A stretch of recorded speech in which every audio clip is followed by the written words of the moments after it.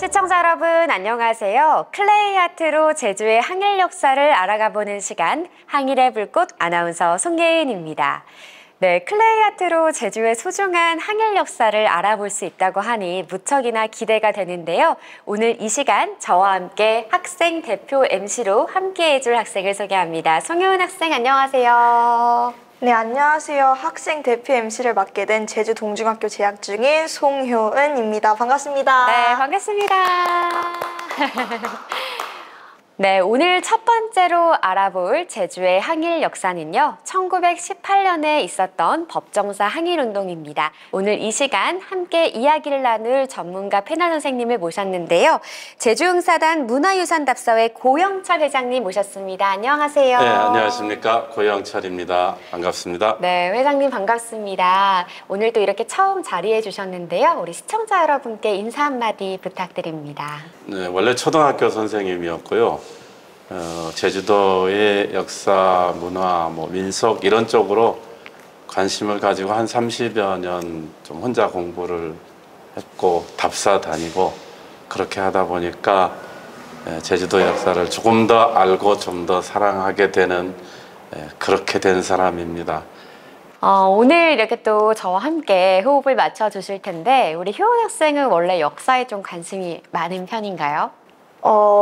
원래 역사에 대해서 그렇게 좋아하고 궁금해하는 편은 아니었지만 그래도 이 자리를 통해서 잊혀져 가고 있는 역사를 더 알기 위해서 이 자리에 나왔습니다. 네, 좋습니다. 우리 오늘부터 또 총 3편으로 함께 할 텐데 열심히 해보자고요. 아자아자.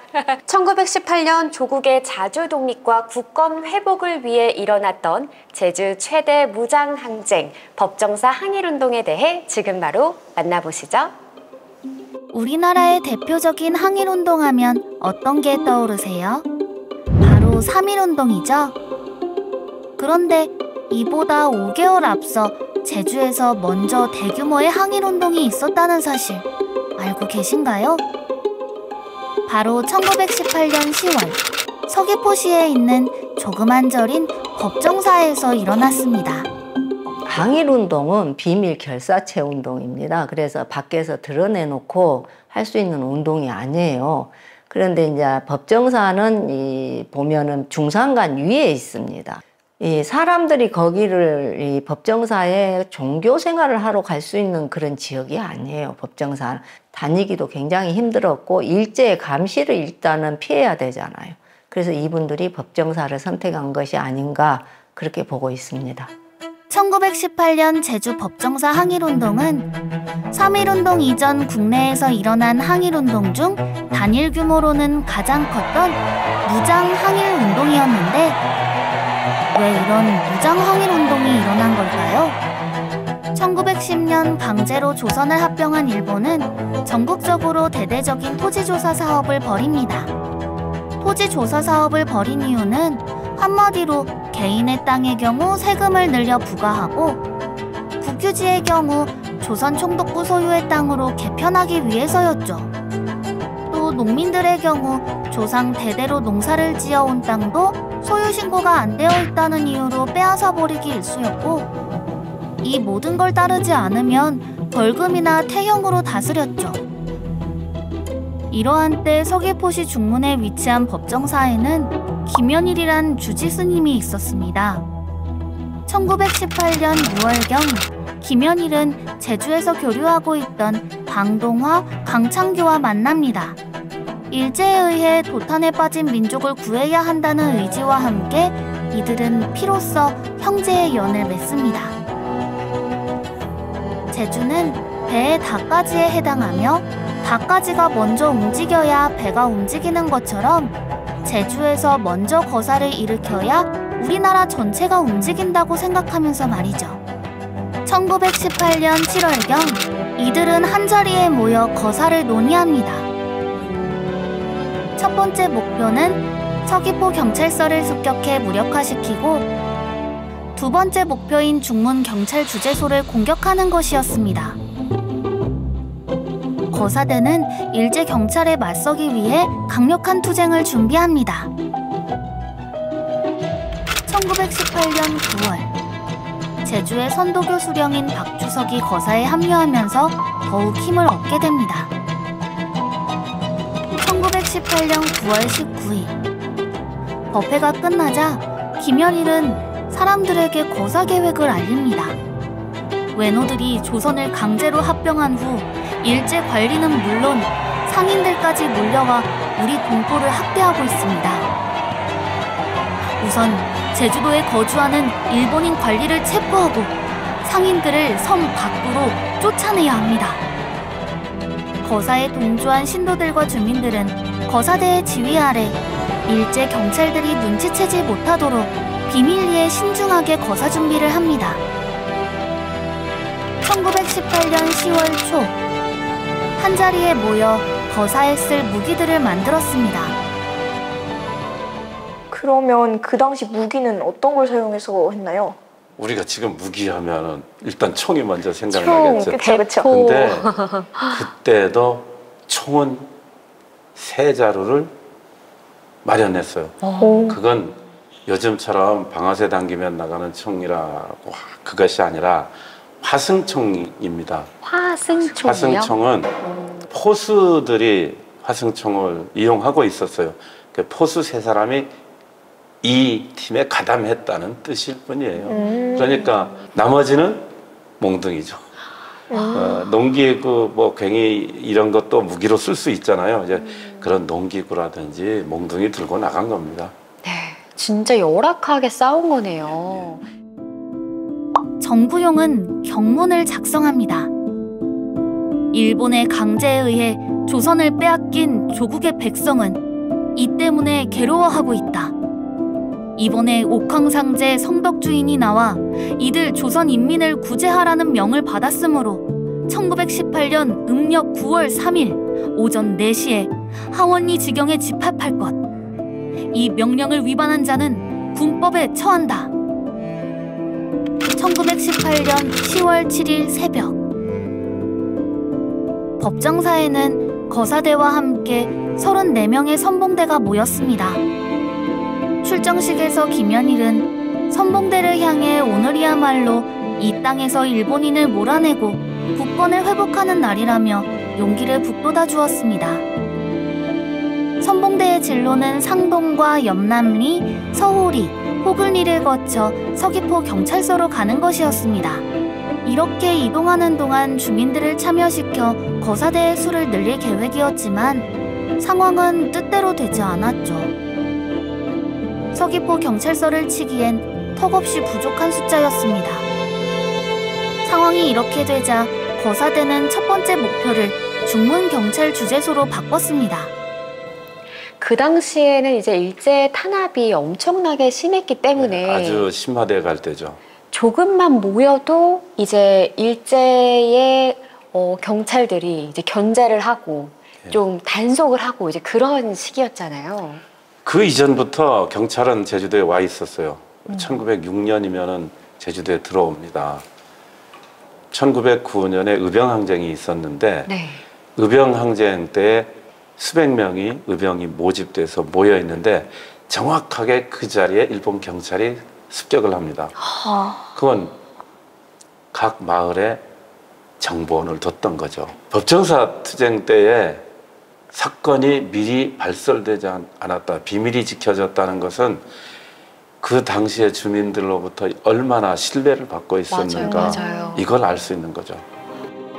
드디어 중문경찰주재소에 도착했습니다. 중문경찰주재소에 도착한 거사대는 주재소 건물과 물품들을 파괴했고 선봉대장 강창규는 지붕의 짚을 뽑아 불을 붙인 후 주재소 안으로 던졌습니다. 순간 중문주재소 건물 위로 불이 활활 타올랐습니다. 불에 타는 주재소를 본 거사대는 소리 높여 만세를 불렀습니다. 이것으로 1차 거사는 성공한 줄 알았습니다. 바로 그때 두 발의 총성이 울렸습니다. 다른 지역에서 연락받고 달려온 지원 경찰들이었습니다. 지원 경찰들의 등장으로 현장은 순식간에 아수라장이 됐습니다. 이때 박주석을 비롯한 다수의 거사대가 현장에서 일본 경찰에 체포됐습니다. 전문 주재소 현장을 제압한 일제경찰은 이내 법정사로 향했습니다. 거사의 근거지가 법정사임을 알아차렸던 거죠. 법정사에 남아있던 김연일 일행은 다행히 몸을 피한 뒤였습니다. 이후 거사의 근거지가 됐던 법정사는 기둥 하나 남김없이 일본 경찰들에 의해 전소되고 말았습니다. 항일운동은 무수히 많이 일어났잖아요. 일제가 우리나라에 들어온 다음부터 이제 우리는 제주도만 봐도 1909년에 항일의병이 실패로 돌아갔다 이제 하지만 그때도 일어났고요. 그리고 이제 1918년 이제 법정사 항일운동이 일어났고 이건 실패가 아니고 우리가 광복을 하기 위한 과정이다 이렇게 봐야 된다고 봅니다. 그런데 마지막에 5개월 조금 지나서 3.1운동이 일어났잖아요. 1919년. 그 이후로 우리나라의 항일운동이 불처럼 일어났잖아요. 그래서 법정사 항일운동은 그 이후에, 이전에 항일운동도 있었지만은 어떤 기준점으로도 볼 수 있다. 저는 그렇게 봅니다. 그래서 매우 중요한 항일운동이다.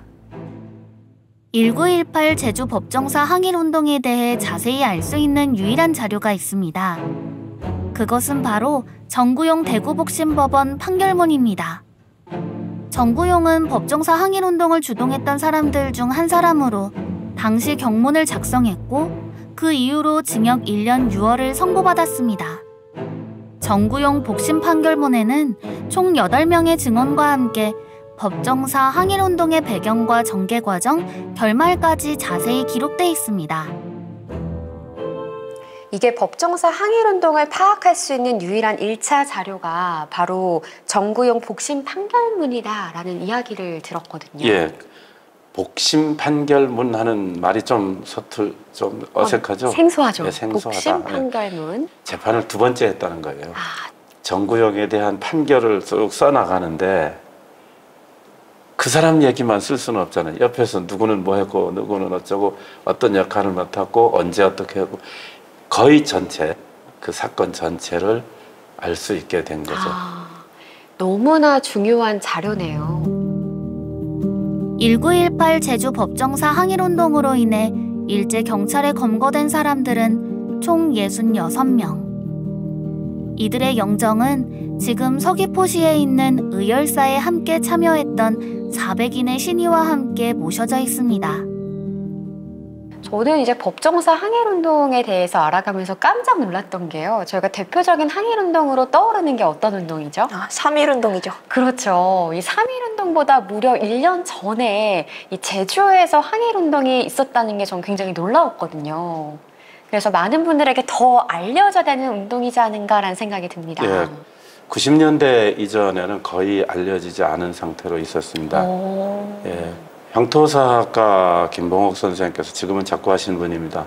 이분이 그걸 이제 책에도 쓰고 그렇게 하면서 이제 알려지기 시작했고 또 알려진 후에도 이분들이 독립유공자로 인정받기까지는 또 시간이 많이 걸렸죠. 제주도 전체적으로 보면 지금도 300분 훨씬 넘는 독립운동을 했는데 인정을 못 받고 있는 분들이 반수 정도가 조금 넘어요. 독립유공자 서원 이제는 다 됐다. 대한민국 정부가 이제는 다 됐어. 이렇게 선언할 수 있었으면 좋겠어요. 네, 오늘 첫 번째로 항일의 불꽃 시간을 가졌는데 우리 효은 학생은 어떠셨어요? 이 법정사 항일운동을 이번 촬영을 계기로 좀 조사하면서 처음 알았는데 그만큼 3.1운동에만 맞춰져 있는 시선이 아닌 조금 더 그 전에 일어난 사건들도 다시 재조명돼서 조금 더 많이 알았으면 좋겠다는 생각이 들었습니다. 네. 이렇게 제주에서 진행됐던 법정사 항일운동은 우리나라 독립 역사에 있어서 아주 소중하고도 제주 역사에서도 길이길이 기억해야 되는 역사라고 생각이 듭니다. 클레이 아트로 만나는 제주의 항일 역사, 항일의 불꽃, 오늘 준비한 순서는 여기까지입니다. 함께해 주신 모든 분들 고맙습니다.